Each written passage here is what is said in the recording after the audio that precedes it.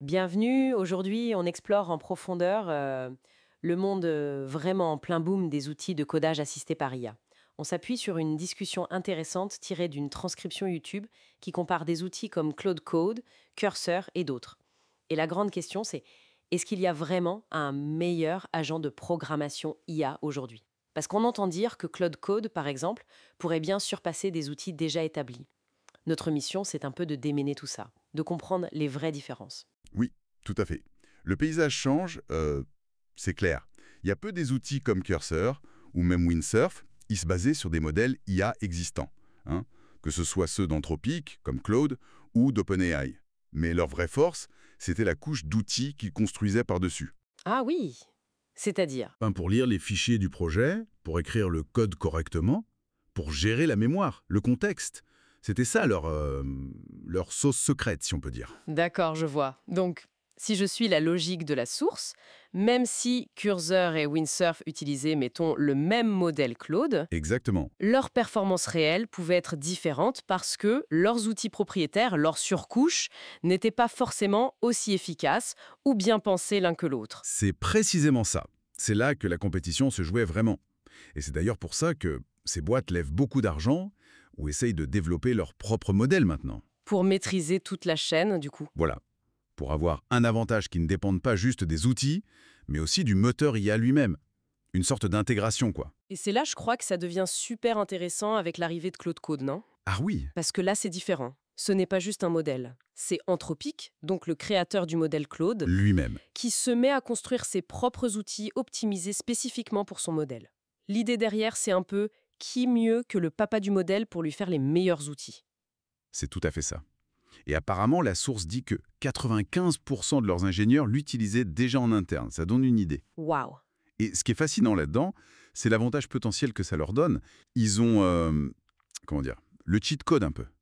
Ils peuvent co-développer le modèle et les outils en même temps, les faire s'ajuster parfaitement. Et concrètement, ça donne quoi? La source parle d'une expérience. Oui, la personne qui partage son expérience trouve que Claude Code semble plus agentique, Agentique. C'est-à-dire? plus capable de prendre des initiatives, de gérer des projets assez costauds, de continuer des tâches automatiquement, il y a un mode auto apparemment, et même d'écrire des tests pertinents. C'est vu comme un vrai pas en avant par rapport aux approches précédentes. D'accord, plus autonome en quelque sorte. Il pourrait continuer une tâche complexe si on le laisse faire et proposer des tests sans qu'on lui demande spécifiquement. C'est un peu l'idée, oui. La source mentionne un cas où il a non seulement continué, mais a aussi généré des tests unitaires jugés pertinents. Ça montre bien cette capacité d'action un peu plus proactive. Impressionnant. Mais alors, pour un développeur au quotidien, comment ça s'intègre? Faut-il tout changer, abandonner son IDE favori? Pas forcément. La discussion suggère plutôt une configuration hybride. Hybride. Oui, utiliser Claude Code pour la puissance de l'IA, l'exécution des tâches de codage en tant qu'agent, mais l'intégrer ou l'utiliser à côté d'un IDE qu'on maîtrise bien comme Cursor ou un autre. Pour garder l'interface visuelle et la gestion de projet habituelle. Exactement, le meilleur des deux mondes en quelque sorte. Claude Code tournerait localement sur la machine de l'utilisateur, ce qui est intéressant pour le contrôle et la sécurité. Ah oui, contrairement à des outils purement cloud. Voilà, comme Codex d'OpenAI par exemple, qui est sans doute plus facile d'accès au début, mais peut être limité pour des gros projets ou des données sensibles. Là, Claude Code local, ça offre autre chose. Et la source mentionne aussi rapidement Devon et CodeRabbit. Comment ils se placent par rapport à ça? Alors eux, ils semblent viser des niches plus spécifiques. Devon serait plutôt un ingénieur logiciel IA pour ajouter des fonctionnalités précises dans un projet existant. Un peu comme un assistant très spécialisé. C'est ça. Et CodeRabbit, c'est encore autre chose. C'est spécialisé dans la revue de code. Il intervient après l'écriture pour détecter les bugs, les failles. Souvent dans les processus d'intégration continue. Donc, ce sont plus des outils complémentaires, tu vois. D'accord, je vois. On aurait Claude Code comme assistant généraliste de plus en plus autonome et des outils comme Devon ou CodeRabbit pour des tâches très ciblées avant ou après. C'est un peu l'écosystème qui se dessine, oui. Et pour revenir à Claude Code, il y a aussi cette histoire de SDK, non? Un kit de développement. Tout à fait. Un SDK, oui. L'idée serait qu'Anthropic permette à d'autres développeurs de construire leurs propres applications, leurs propres interfaces, en utilisant le moteur de Claude Code Dev comme base. Ah, ça c'est intéressant. Ça pourrait vouloir dire qu'on verrait plein de nouveaux outils apparaître, construits par la communauté ou d'autres entreprises, mais basés sur cette puissance de Claude Code Dev. Exactement. Ça pourrait vraiment démocratiser l'accès à un agent de codage puissant et stimuler l'innovation.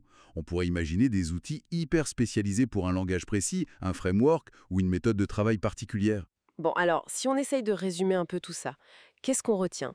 Clairement, l'arrivée de Claude Code Dev, où le créateur du modèle fournit aussi les outils, ça marque un tournant, non? Oui, ça suggère une intégration plus poussée et potentiellement de meilleures performances à terme. Même si, pour l'instant, de manière pragmatique, la combinaison avec les IDE existants semble être la voie privilégiée par les utilisateurs. C'est ça.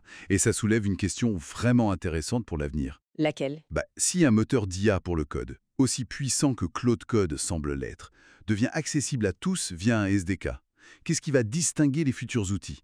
Qu'est-ce qui fera leur valeur ajoutée? Ah oui, est-ce que ce sera l'ultra spécialisation dans une niche technique très pointue? Peut-être. Ou alors une expérience utilisateur complètement révolutionnaire, ou une intégration tellement parfaite dans des flux de travail qu'on ne la verra même plus. C'est une excellente question pour terminer. Ça laisse matière à réflexion sur l'évolution de nos métiers, hein. Absolument. Le futur du développement logiciel est en train de s'écrire là sous nos yeux.